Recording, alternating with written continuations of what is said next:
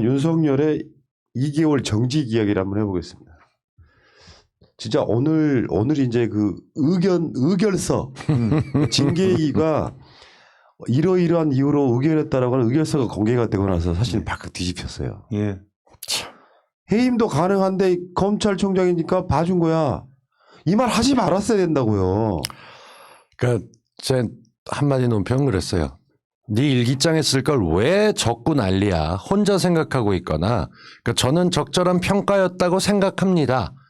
징계위원장이 이렇게 얘기하면 안 돼요. 적절한 평가를 최선을 다해서 공정하게 평가를 했습니다. 라고 단언을 해줘야 되는데 이건 놓고 앉아서 뭐 윤석열의 공헌을 생각하고 국민적인 반발도 생각했지만 남은 임기까지 고려해서 정직 2개월 누가 정치적 판단을 하는 걸로 하라고 했는지 정말 이해도 안 가고요. 이런 사람들이 맞지 않았을 걸 지금은 후회한다. 정말 이렇게밖에 맡길 수 없었던 게 한심하죠. 이게 같은 논리면요. 이런 식의 논란은 반대로 설명하는 게 훨씬 더 쉬워요. 검찰총장이기 때문에 다른 검사에 비해서 더 일벌백계 해야 되고 당연하죠. 모범이 돼야 된다는 식으로 징계가 들어가야죠. 그러니까 이 말은 한마디로 제가 책임지기 싫었습니다. 이런 얘기거든요. 쫄았습니다 아니에요? 맞아요. 쫄았습니다. 아까 그 의결서에 그렇게 쓰여 있는 거 보고 이거 빡 돌지 않은 사람이 누가 있겠냐고. 이거는 뭐 보신 분은 있겠지만 대부분은 못 보셨을 것 같은데 인정된 징계사유의 측면이라고 하는 부분과 징계의 특성이라는 크게 두 가지 부분으로 나뉘어요. 그래서 인정된 징계사유의 측면에서 첫째, 둘째, 셋째, 넷째를 얘기하면서의 결론은 뭐냐면 징계 혐의자는 어떤 경우에도 넘어서는 안 되는 검사의 본분을 넘어서 버렸다고 판단됐다라고 얘기를 하고 있어요. 어떤 상황에도 넘어서는 안 되는 검사의 본분을 넘어서 버렸다는 거예요. 그간 한국 경제에 기여한 바를 종합적으로 검토해서 재벌그룹 회장들에게 집행유예를 허한다 했던 것과 완전히 똑같습니다. 그렇죠. 개별적으로 놓고 봤었을 때 정직 혹은 해임에 해당하는 중한 사항인데 종합적이면 해임이 가능하지만 이 사건은 검찰총장이 징계로서 유례가 없는 사건이고 이 점에서 많은 특수한 사정을 고려했다. 정말 짜증나죠. 근데 저는 솔직히 말해서 이렇게 쪼는 사람들이 위원장을 맡을 수밖에 없는 상황이 지금 현재의 우리의 어떤 민주주의의 수준이라고 봅니다. 민주주의와 법치의 수준. 그러니까 이 수준에서의 어쩔 수 없는 타협들을 모두 다 이제 뭐 몰아세워서만은 안 된다고 생각해요. 일단은 지적은 해야 돼요. 너 이거 잘못된 거야. 기억해. 우린 그리고 기록에 남겨. 그렇지만 더욱더 가슴 아픈 것은 이게 이 정도밖에 안 된다는 사실도 인정을 해야 돼. 그리고 인정을 하지 않는 순간 어떤 일이 벌어지냐면 정말 모두가기밖에 할 수 있는 게 없게 돼요. 저는 그래서 지금 왜 이런 얘기를 하냐면 제가 위기의 민주주의라고 하는 영화를 이제 봤거든요. 그거를 이제 파격수다라고 하는 제가 하는 코너, 그 문화 콘텐츠 비판 코너를 준비하면서 2번 그걸 봤어요. 보는데 피눈물이 나. 룰라가 어떻게 시달렸는지를 눈앞에서 그렇지. 다큐멘터리를 보니까 피눈물이 나는 거야. 노무현 대통령 보는 느낌 아니에요? 진짜. 진짜. 노 대통령만 안 돌아가셨으면은 감옥 보냈겠죠 결국. 그럼. 말해 뭐예요. 그 양아치 새끼들 진짜. 근데 거기서 진짜 우리가 배울 수 있는 게 있더라는 거예요. 그게 뭐냐.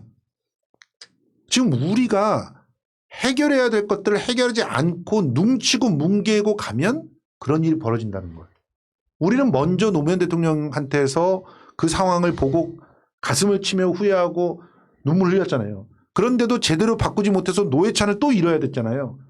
이런 상황들을 다시는 만들지 않기 위해서 진짜 그 어떤 희생을 치르더라도 해야 될 것들은 해야 된다고 하면서 가고 있지 않습니까? 최소한 뭐 첫삽이라도 제대로 떠서 다시는 회복하지 못할 정도의 상처라도 줘야 된다는 거죠. 우리가 완벽하게 뿌리를 빼내지 못하더라도 그 뿌리가 너무 죽어서 여기서 걔네들이 다시 자라나기를 힘들겠다 정도는 만들어줘야 되는데 그게 정직 2개월이었다는 거예요.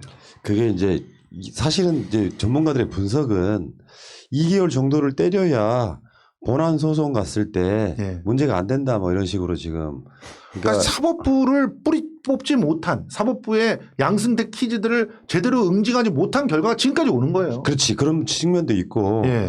근데 저는 이제 그 생각을 좀 달리 봤어요. 그러니까 뭔가 약속 플레이를 하는 게 아니잖아. 추미애 장관과 징계위원 사이에도 약속이 있는 게 아니잖아요. 그렇죠. 그러니까 징계위원들은 자신들이 봤을 때 소송으로 갔을 때 그 정도면 적당하고 거기에 지금 그 징계 자체가 무효화되는 일은 없을 거라고 생각했다는 분석. 그게 사실이라면 예.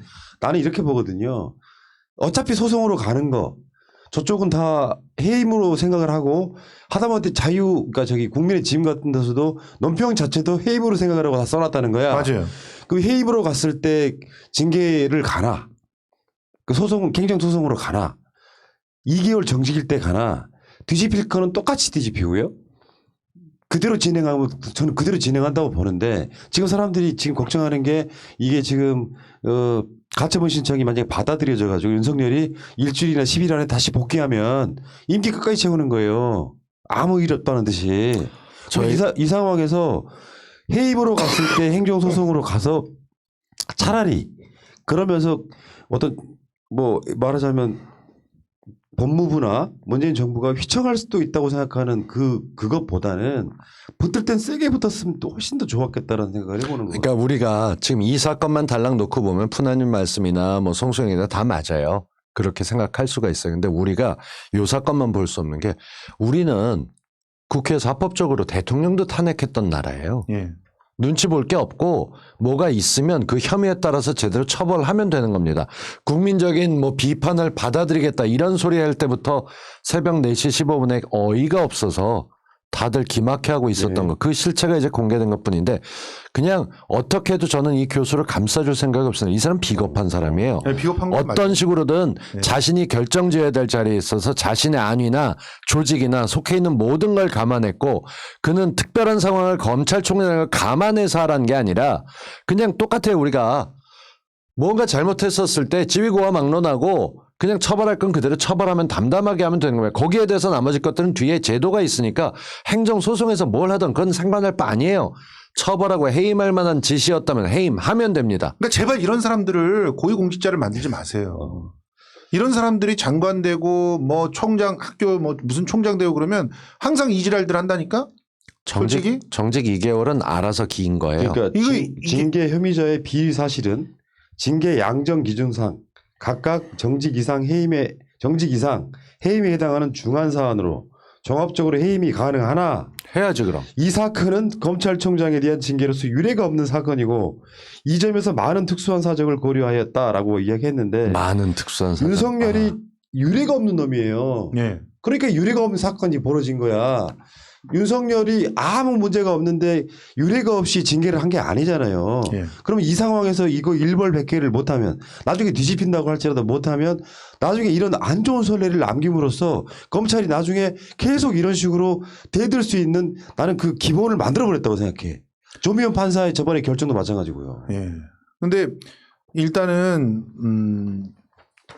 이 전례를 갖다 남겼다라고 하는 측면에 대해서는 공감하는 바고 저도 그렇게 생각을 해요. 이 부분은 굉장히 참 그 큰 뼈아픈 점이다. 근데 지금 아시다시피 고위직 공무원들 그리고 또 정무직 공무원이 되는 그런 교수 출신들, 학자 나부랭이들, 새칭 이 땅의 엘리트라고 하는 인간들, 그 인간들 다 마찬가지예요. 솔직히 지금 자기가 총대 메고 싸우겠다라고 하는 사람이 없어. 조국 전 장관이나 되니까 싸우고 있었고 추미애 장관이나 되니까 싸우고 있었던 거지. 나와서 최초를 달기가 싫어해. 최초다는 걸 끔찍이도 싫어해.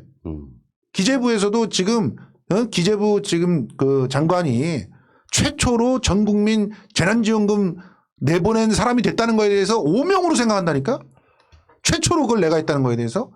비겁한 지식인들 길게 족할 수 없는데 이 기회 기다렸다는 듯이 그냥 온갖 걸 다 찍고 까불면서 정말 모르고 설치는 사람들이 너무 많아졌어요. 그냥 이거는 개인이 비겁했던 겁니다. 자기가 검찰 징계위원회 사상 초유의 검찰총장 징계는 모르고 맡았을 리 없죠. 그리고 사람들 관심이 많으니까 새벽 4시까지 끈 것도 내내 비겁했으면 입을 닫고 있던가. 그 정도 전화 와서 조중동 인터뷰하자니까 그건 또 신나서 하고 앉았는데 그걸 또 신나서 하냐 진짜. 그 얘기는 지 일기장에 쓰기도 부끄러운 일을 갖다 왜 바깥에 꺼내놓고 있는지. 그러니까, 그리고 이 네.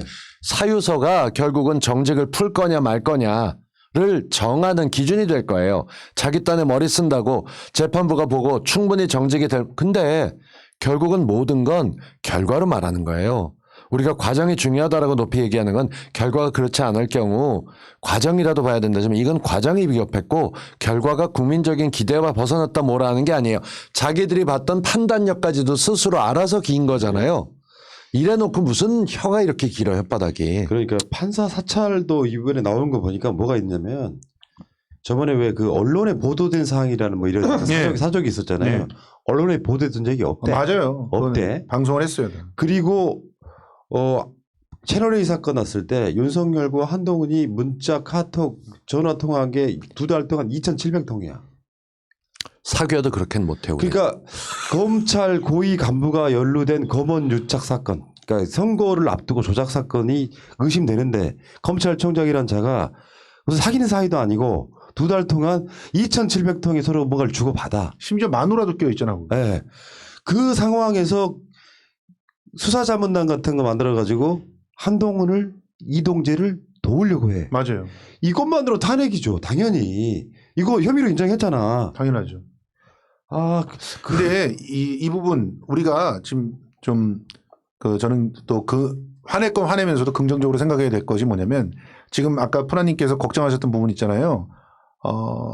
뭐 부패한 판사들한테 걸려서 또다시 해임도 뒤집어질 수 있지 않느냐 그런데 지금 사실 정직 2개월에 이 정도의 자료가 있으면 해임이 뒤집어지는 일은 거의 없습니다. 그거는 목숨 내걸고 하는 거예요. 그러니까요. 걔네들은. 그러니까 걔네들도 엘리트라는 걸 생각해야 돼. 아. 그러니까 걔네들도 자기가 최초로 이거를 뒤집기가 굉장히 어려운 상황에 간 건 사실이에요. 그러니까 그 부분에 대해서도 또 낮게 평가해서는 안 된다고 보는 것이 난 아니라고 보는데. 아니, 물론 그렇지만 기본적으로 지금 이 심의의 성격이 이제는 자료를 놓고 심의를 해야 돼요.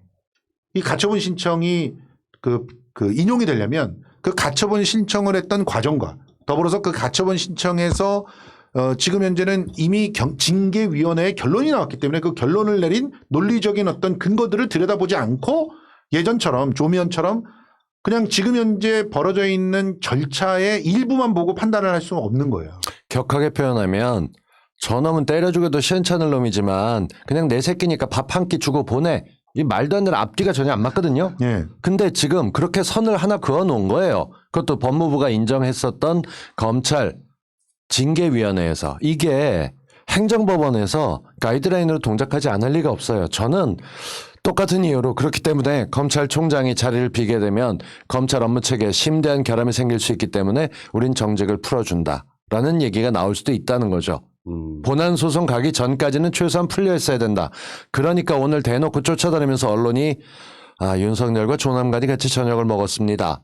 라는 얘기가 멋지게 기사화되는 것이고. 그러니까 이런 거예요. 예상보다 훨씬 가벼운, 그러니까 기대했던 것만큼의 중징계가 아니라 사실은 상대적으로 경징계를 받았잖아요. 예. 그러니까 얘들이 기가 살아가지고 원래 대통령과의 싸움 맞다라고 인정을 해버리더라고 이완규가. 오늘 소송하는 건 대통령과의 싸움이다라고 못을 박았죠. 네. 그러니까 국가를 상대로 하는 거지만 그 대표인이 대통령이다 보니까 형식적으로는 자기 임명권자랑 싸우는 걔 호로 자식이 돼버린 거거든요. 네. 이거 어떻게 받아들여야 되냔 말이야 이게. 아니 근데 저는 그렇게 기고만장하는 게 결국 자기 목소리를 잴 거라고 봐요. 예. 왜냐하면은 그런 모습들을 홍준표가 가만히 있지 않을 겁니다. 지금 현재 걔네들이 나서고 있는 건요. 대우 프로젝트를 틀어지긴 했지만 지속시키려고 아예 대놓고 선언을 했다는 건데 그러면 지금 현재 대권 후보로 그야말로 출마 선언한 거랑 다를 바 없어요. 그거를 뭐 홍준표 등등이 가만히 있을까요? 네. 어떻게 저는 분명히 손속 빠른 홍준표서부터 시작해가지고 이제 국민의힘에서 자칭 대권 주자라고 하는 사람들의 다구리가 이제 조만간 시작될 거라고 봅니다. 근데 저는 이런 생각도 해봅니다. 개인 윤석열은 두려울 게 없어요. 진짜로 무서운 거는 밖으로 드러나지 않는 2,200명의 검사 집단이 무서운 거예요. 그렇죠. 그러니까 윤석열은 떨고자 나오면 거기서부터는 완전히 이제 자기가 자기의 목숨을 유지해야 되는 사람이 되는 거고 윤석열은 사실은 뭐 검찰주의자 이렇게 표현했지만 검찰의 그 집단성에 기대어 있는 사람이지 않습니까? 네. 문제는 윤석열 쳐내는 건 두 번째 문제라고 생각해. 이것들이 주는 시그널. 그러니까 저런 범죄를 저질렀어도 아까 말한 것처럼 검찰총장이기 때문에 봐주는 게 아니라 원래는 검찰총장이라서 더 엄하게 처벌해야 되는 그 상태로 몰고 가지 못했기 때문에 예를 들면 이 백주 대낮에 이 촛불혁명 이후의 시대에 검사들이 룸사롱에서 술 얻어먹고 그 수사팀으로 가는 그런 게 바로 최근에 일어난 현실이지 않습니까? 그럼 이 상태에서 윤석열을 이렇게 놔두게 만약에 말이에요. 가처분 신청을 윤석열이 혹시나 이긴다고 한번 생각해 보세요. 벌어지는 일들이 끔찍한 게 당장 윤석열이 보궐선거 힘들게 하기 위해서 요즘에 그런 얘기도 나오지 않습니까? 맞아요. 보궐선거 힘들게 하기 위해서 저질하는 거예요. 오거돈 다시 구속영장 청구 또 했다며 다른 그렇죠. 거 하나 걸어가지고 네. 그렇게 되는데 이걸 컨트롤할 방법이 사라져 버리는 거예요. 본인이 말했던 거 진짜 검사가 수사로 괴롭히면 그게 깡패라는 거를 보여주고 입증하고 있죠. 있죠. 예. 근데 정말 화가 나는 건 뭐냐면 우리 왜 학교 다닐 때 그랬잖아요. 정말 말 안 통하고 무조건 보면 눈에 띄면 따기부터 날리는 선생님이 있었어요.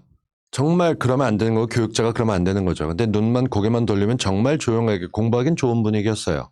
근데 인간적이고 이야기를 들어주고 야단 안 치고 기껏해야 저쪽 벽 보고 서 있어 하는 선생님 말 안 듣죠. 지금 문재인 정부는 그런 아주 인간적이고 착하긴 한데 실제로 힘은 없는 사람 취급을 받고 있는데 전 좀 단호해져야 된다고 봅니다. 가장 큰 문제가 지금 이들이 했었던 잘못됐던 부분에 대해서 공수처가 됐건 뭐가 됐건 국민들이 유야무야 넘어가면서 이 잘못된 지형들을 그대로 넘기면은요.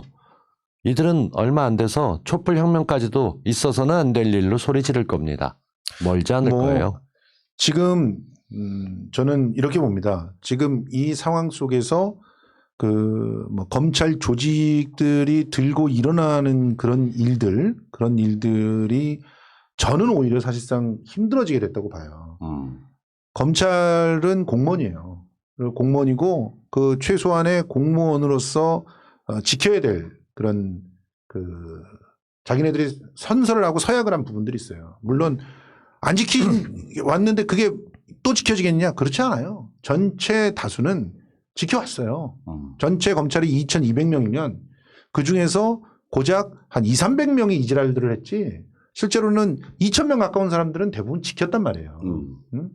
근데 그 200명 때문에 검찰 조직 전체를 망가뜨리는 그런 일들을 나머지 1,900명, 2,000명이 다 할 거다라고 보는 것은 너무나 이제 그들에 대해서 좀 그 비하를 하는 그런 상황이라고 우리가 보고요. 갈라치기 하자고? 차라리 갈라치기를 해야 되는 거예요, 지금. 아니야. 저는 두 가지 규칙이 있는데 살다 보니까 1. 인간은 합리적이지 않다. 2. 사람들은 늘 거짓말을 한다. 둘 다 드라마 보면서 느꼈던 그런 얘기긴 한데 2,300명이 우리 웩더독이란 얘기하듯이 꼬리가 몸통을 흔드는 경우들이 있어요. 머리처럼 보이는 윤석열이 결국은 힘이 빠지지 않았기 때문에 요즘 정말 눈여겨봐야 될 건 상황이 아니라 우리가 겪고 있는 위기입니다. 이 위기가 사람들의 본색을 드러내는데 어떤 사람은 영웅으로 나오기도 하고 어떤 사람은 찌질하게 나오기도 하고 어떤 사람은 이속을 챙기기도 하고 어떤 사람들은 편을 바꾸기도 하죠. 이런 혼란이 벌어지는 사이에 윤석열은 자기가 처음엔 탈출구라고 정치를 생각했는데 요즘은 핑계김에 진짜 나 대통령 돼봐? 야 이거 이 정도로 간다는 거였어? 의외로 알아서 기는 애들이 이렇게 많아? 쟤 누군지 한번 봐봐 라고 챙겨가는 그런 분위기가 되는 거죠. 이럴 때 분노하실 분들 분노하셔야 돼요. 그 분노의 방향은 기득권을 갖고 있는 소위 엘리트들 뭐 난리치면서 끌고 가고 있는데 진짜 열받아서 예. 공감. 아니 제가 예전에 그 윤석열이 대권 주자 될 거라고 할 때는 그렇게 안 난 될 그렇게 거라고 되면 안 얘기하시더니 된다고 보는 사람이고 지금도 안 할 거라고 보고 있어요. 왜냐하면 네. 잡혀 들어가야 된다고 근데 보고 왜 있는데 갑자기 이런 식으로 얘기를 상황을 하세요? 읽는 거고 그거는 당신은 맞추는 거 좋아하니까 맞춰 이겼어 그래 줄게. 근데 우리가 답답해하는 건 그런 것 같아요. 상대방이 공세가 있었잖아. 그러면 힘겹게 막 막아. 근데 우리가 공세를 해야 될 시점에 공세를 못하고 또 계속 막고 있는 그런 느낌 때문에 저 새끼는 우리가 봤을 때 완전 범죄자인데 왜 우리가 잘못하지 않은 사람들이 혼을 나는 느낌 같은 거? 아까 그렇게 푸나님 화를 말씀하신 내는 게 거예요. 푸나님 말씀하신 게 보통 사람이 아니기 때문에 윤석열이 지금 이런 폐악질 왜냐하면 제일 위에 있는 장관이 사의를 표했다 그러면 신용이라도 해야 되는데 제가 지금 제일 화나는 거는 윤석열은 지가 받은 감찰 혐의에 대해서 사과 비스무리한 것도 얘기를 꺼낸 적이 없어요. 그럼요. 정말 국민들이 다 보고 있잖아요. 어떤 고위공직자도 근데 그 얘기를 지적하는데도 드물어요. 그나마 제가 오늘 더 팩트의 기사를 보면서 윤석열 같이 저녁 먹었다 하는데 맨 마지막에 원래 제가 자라던 시절의 모든 언론은 한편 윤석열은 이러한 4가지 혐의로 감찰을 받았으나 정직 2개월을 받았다. 이게 기본처럼 따라가는 틀이에요. 근데 윤석열에 관련돼서 언론은 모두 다 입을 닫고 제가 대통령이 될 상인가라는 것만 계속 쳐다보고 있어요. 그거 어떻게든 막아야겠습니다. 이거 정말 말이 안 됩니다. 그러니까 우리가 더 뛰어야죠. 우리가 더 뛰어야 되고 그리고 지금 저는 그렇게 생각하거든요. 저들의 수에 따라서 대응할 수 있는 수들이 충분히 준비되어 있습니다. 뭐 예를 들어서 뭐 민주당 중심으로 해서 국회에서 탄핵해야 되지 않느냐. 예, 그것도 수 중에 하나고요. 그런 상황들이 준비되는 시점은 아까 말했듯이 뭐 이상한 적폐 판사와 이상한 짬짬이를 해서 뒤에서 협박질하고 이래가지고 결과적으로 뭐 가처분 신청에 본안 소송까지 인용을 받는다거나 이따위 상황들이 벌어졌다. 그러면 민주당 의원들도 가만히 있지 않죠.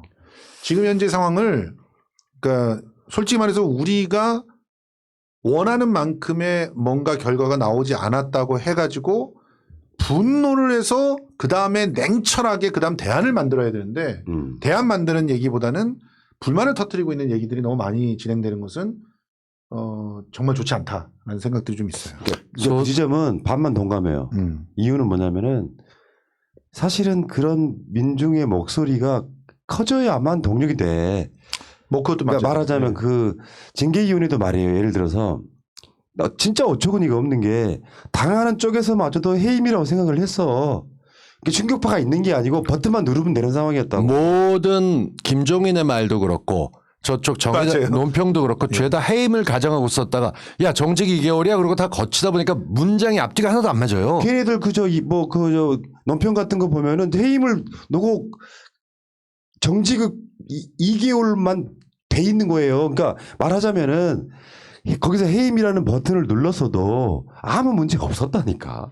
근데 그렇게 해서 일단 얘기를 듣고 난 다음에 정말 느낀 건 뭐냐면은 그러니까 이게 동력이 아까 말씀드린 화가 동력이 될 수 있는 게 그런 거죠. 지금 어떻게 보면은 우리가 한 방 맞았어요. 정말 잘못해서 사과받고 내려보내야 될 사람이 뒤로 쳤고 그러고 난 다음에 소상공인 소환 조사를 좀 유보를 해서 생활을 낫게 하라. 이게 왕이야 하는 짓이 왕이 백성들 삶을 좀 고달프니 이런 짓을 하게 뻔뻔하게 할 수 있는 이걸 거기 좋다고 소상공인에 받아서주는 누가 들어가는 줄 아세요? 모르겠습니다. 지 대기업 마누라가 들어가죠. 소상공인 영세 자영업자. 거기 지 마누라가 들어가는 거예요. 그러니까 그 얘기는 사실은 뭐냐면 얘들아 수사 살살해. 나 돌아올 거야. 알지? 이거예요.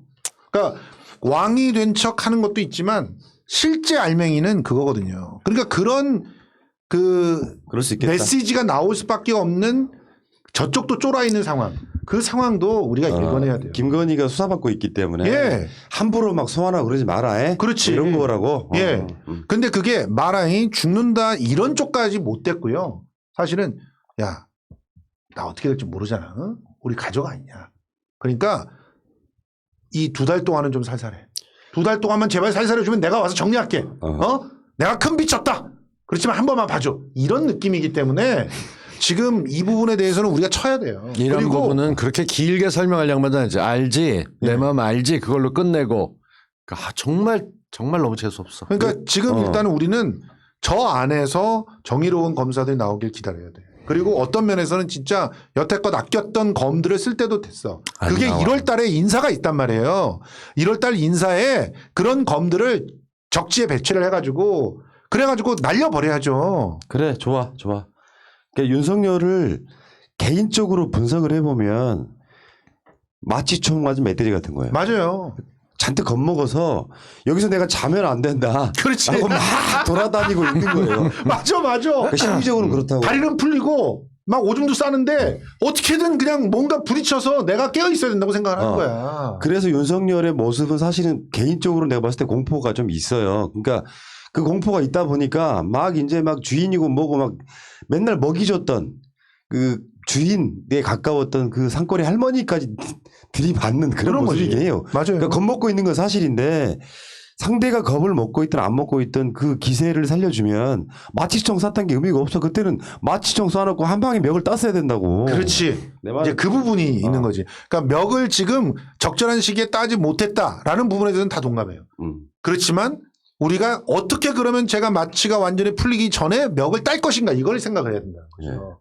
그럴 때는 솜씨 좋은 자객들이 좀 필요합니다. 예. 예. 칼 잘 써? 알겠어. 여기까지. 여기 뭐 이문정 검사 벌써 얘기 나오죠? 예, 진해영 검사 얘기 나오죠? 뭐 박은정 감찰관 얘기 나오죠? 네. 있어요. 네.